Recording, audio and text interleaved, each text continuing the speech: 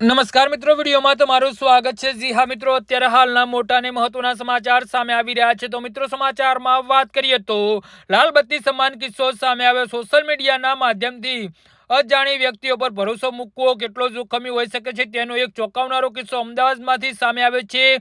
ઉત્તર ગુજરાતની 25 વર્ષીય યુવતીને ઇન્સ્ટાગ્રામ પર થયેલો પ્રેમ સંબંધ આત્મહત્યાના પ્રયાસ સુધી દોરી ગયો હતો।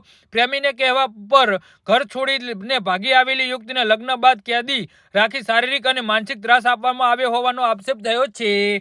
તો આશરે 1 વર્ષ અગાઉ ઇન્સ્ટાગ્રામ મારફતે યુવતીનો પરિચય એક યુવક સાથે થયો હતો। બંને વચ્ચે ઓનલાઈન વાતચીત પ્રેમમાં પરિણમી હતી અને પરિવારે વિરોધ કરતા યુવતી પ્રેમીના વિશ્વાસમાં આવી ઘર છોડીને ભાગી ગઈ હતી અને બાદમાં બંનેએ કોર્ટ મેરેજ કર્યા હતા। લગ્ન બાદ પ્રેમીનો અસલી ચહેરો સામે આવ્યો હતો।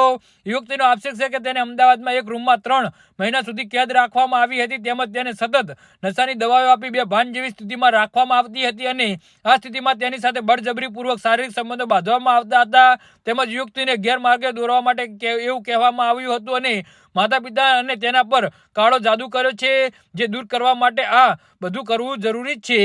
જી હા મિત્રો, તો આના વિશે તમારું શું કહેવું છે તો નીચે મારી કમેન્ટ બોક્સમાં જરૂરથી જણાવજો અને મારી યુટ્યુબ ચેનલને સબસ્ક્રાઇબ કરવાની ભૂલતા નહીં। ધન્યવાદ।